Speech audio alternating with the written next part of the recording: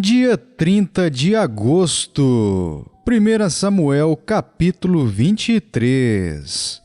Foi dito a Davi: Eis que os filisteus pelejam contra Keila e saqueiam as eiras. Consultou Davi ao Senhor, dizendo: Irei eu e ferirei estes filisteus? Respondeu o Senhor a Davi: Vai e ferirás os filisteus e livrarás Keila. Porém os homens de Davi lhe disseram: Temos medo aqui em Judá, quanto mais indo a Keila contra as tropas dos filisteus.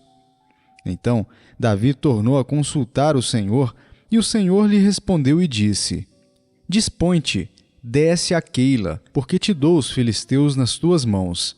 Partiu Davi com seus homens a Keila, e pelejou contra os filisteus, e levou todo o gado, e fez grande morticínio entre eles. Assim, Davi salvou os moradores de Keila. Sucedeu que quando Abiatar, filho de Aimeleque, fugiu para Davi a Keila, desceu com a estola sacerdotal na mão. Foi anunciado a Saul que Davi tinha ido a Keila. Disse Saul: Deus o entregou nas minhas mãos. Está encerrado, pois entrou numa cidade de portas e ferrolhos. Então Saul mandou chamar todo o povo à peleja, para que descessem a Keila e cercassem Davi e os seus homens. Sabedor, porém, Davi de que Saul maquinava o mal contra ele, disse a Abiatar, sacerdote: Traze aqui a estola sacerdotal. Orou Davi: Ó Senhor, Deus de Israel, teu servo ouviu que Saul, de fato, procura vir a Keila para destruir a cidade por causa de mim. Entregar-me-ão os homens de Keila nas mãos dele? Descerá Saul, como o teu servo ouviu? Ah, Senhor Deus de Israel, faze-o saber ao teu servo. E disse o Senhor: Descerá. Perguntou-lhe Davi: Entregar-me-ão os homens de Keila a mim e aos meus servos nas mãos de Saul? Respondeu o Senhor: Entregarão. Então se dispôs Davi com os seus homens, uns 600, saíram de Keila e se foram sem rumo certo. Sendo anunciado a Saul que Davi fugira de Keila, cessou de persegui-lo. Permaneceu Davi no deserto, nos lugares seguros, e ficou na região montanhosa, no deserto de Zife. Saul buscava-o todos os dias, porém Deus não o entregou nas suas mãos.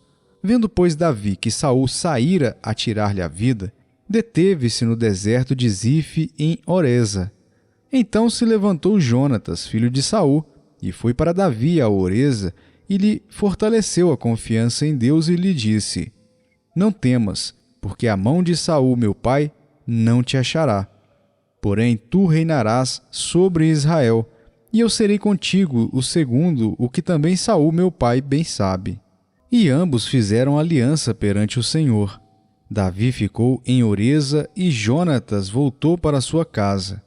Então subiram os zifeus a Saul a Gibeá, dizendo: Não se escondeu Davi entre nós nos lugares seguros de Oreza, no outeiro de Áquila, que está ao sul de Gesimom? Agora, pois, ó rei, desce conforme te impõe o coração.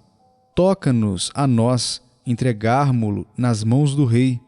Disse Saul: Bendito sejais vós do Senhor, porque vos compadecestes de mim. E depois informai-vos ainda melhor. Sabei e notai o lugar que frequenta e quem o tenha visto ali, porque me foi dito que é astutíssimo. Pelo que atentai bem e informai-vos acerca de todos os esconderijos em que ele se oculta. Então voltai a ter comigo com seguras informações, e irei convosco. Se ele estiver na terra, buscá-lo-ei entre todos os milhares de Judá. Então se levantaram eles e se foram a Zife, adiante de Saul. Davi, porém, e os seus homens estavam no deserto de Maom, na planície ao sul de Gesimom. Saul e os seus homens se foram ao encalço dele, e isto foi dito a Davi, pelo que desceu para a penha que está no deserto de Maom. Ouvindo-o, Saul perseguiu a Davi no deserto de Maom. Saul ia de um lado do monte e Davi e os seus homens do outro. Apressou-se Davi em fugir para escapar de Saul. Porém este e os seus homens cercaram Davi e os seus homens para os prender. Então veio um mensageiro a Saul dizendo: apressa-te e vem, porque os filisteus invadiram a terra. Pelo que Saul desistiu de perseguir a Davi e se foi contra os filisteus. Por esta razão, aquele lugar se chamou Pedra de Escape. Subiu Davi daquele lugar e ficou nos lugares seguros de En-Gedi. 1 aos Coríntios, capítulo 4. Assim, pois, importa que os homens nos considerem como ministros de Cristo e dispenseiros dos mistérios de Deus. Ora, além disso, o que se requer dos dispenseiros é que cada um deles seja encontrado fiel. Todavia, a mim muito pouco se me dá de ser julgado por vós ou por tribunal humano. Nem eu tampouco julgo a mim mesmo, porque de nada me arguí a consciência. Contudo, nem por isso me dou por justificado, pois quem me julga é o Senhor. Portanto, nada julgueis antes do tempo, até que venha o Senhor, o qual não somente trará à plena luz as coisas ocultas das trevas, mas também manifestará os desígnios dos corações, e então cada um receberá o seu louvor da parte de Deus. Estas coisas, irmãos, apliquei-as figuradamente a mim mesmo e a Apolo, por vossa causa, para que por nosso exemplo aprendais isto. Não ultrapasseis o que está escrito, a fim de que ninguém se ensoberbeça a favor de um e em detrimento de outro. Pois quem é que te faz sobressair? E que tens tu que não tenhas recebido? E se o recebeste, por que te vanglorias como se o não tiveras recebido? Já estais fartos, já estais ricos, chegastes a reinar sem nós. Sim, tomara reinasseis para que também nós viéssemos a reinar convosco. Porque a mim me parece que Deus nos pôs a nós, os apóstolos, em último lugar, como se fôssemos condenados à morte. Porque nos tornamos espetáculo ao mundo, tanto a anjos como a homens.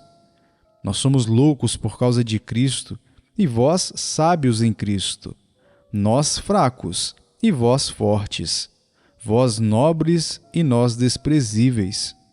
Até a presente hora, sofremos fome e sede e nudez, e somos esbofeteados, e não temos morada certa, e nos afadigamos, trabalhando com as nossas próprias mãos. Quando somos injuriados, bendizemos. Quando perseguidos, suportamos. Quando caluniados, procuramos conciliação.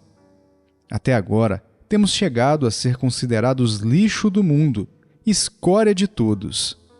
Não vos escrevo estas coisas para vos envergonhar. Pelo contrário, para vos admoestar como a filhos meus amados.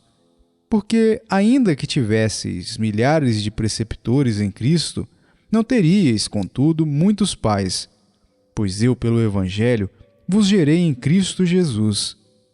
Admoesto-vos, portanto, a que sejais meus imitadores.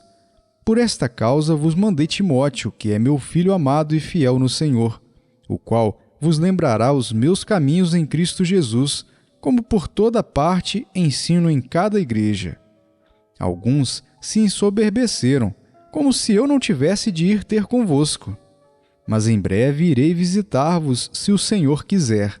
E então conhecerei não a palavra, mas o poder dos ensoberbecidos. Porque o reino de Deus consiste não em palavra, mas em poder. Que preferes? Irei a vós outros com vara ou com amor e espírito de mansidão? Ezequiel capítulo 2. Esta voz me disse: Filho do homem, põe-te em pé, e falarei contigo. Então entrou em mim o Espírito, quando falava comigo, e me pus em pé, e ouvi o que me falava.